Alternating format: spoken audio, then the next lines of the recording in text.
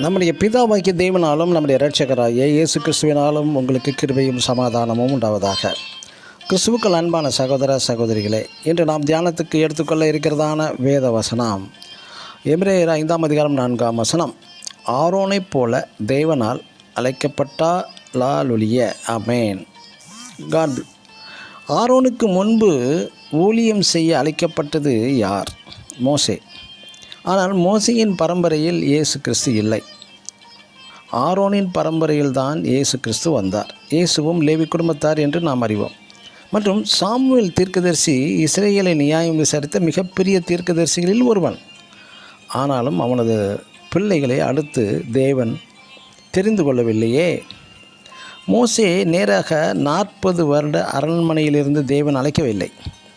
பிறகு 40 வருட வனாந்தர கஷ்டத்தின் பாதைகளை கற்றுத்தந்து மோசையை உடைத்த பின்புதான் தேவன் அழைத்தார், தெரிந்து கொண்டார். இயேசுவும் நன்கு படித்த மேதைகளை சீசர்களாக தேர்ந்தெடுக்காமல் 12 பேதைகளை தேர்ந்தெடுத்தார். மோசைக்கு பிறகு அவனது பிள்ளைகள் அவனது பொறுப்பை ஏற்க தேவன் அளிக்கவில்லை, அனுமதி அளிக்கவும் இல்லை. மோசேயும் அனுமதி அளிக்கவில்லை. யோசுவாவை தேவன் தெரிந்து கொண்டார். கிறிஸ்துவின் ஊழியம் என்பது அப்பாவுக்கு பிறகு மகன், பேரன் என்பது அல்ல. எனது பிள்ளை அமெரிக்காவில் படித்து வந்தவன், எனது பிள்ளை டாக்டர் பட்டம் பெற்றவன், ரெவரண்ட் படித்து பட்டம் பெற்றுவிட்டான், அதனால் தேவ அழைப்பு வந்துவிட்டது என்று அல்ல.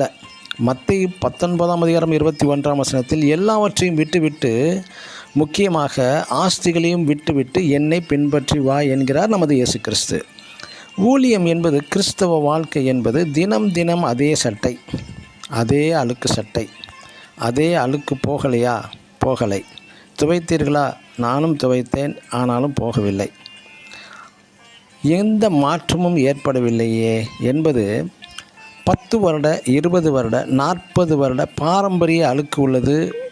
பிரியமானவர்களே, ஆசாரியன் செலுத்த வேண்டிய பலியை துணிகரமாக சவுல் ராஜா செலுத்தி தண்டனை பெற்றுவிட்டான்.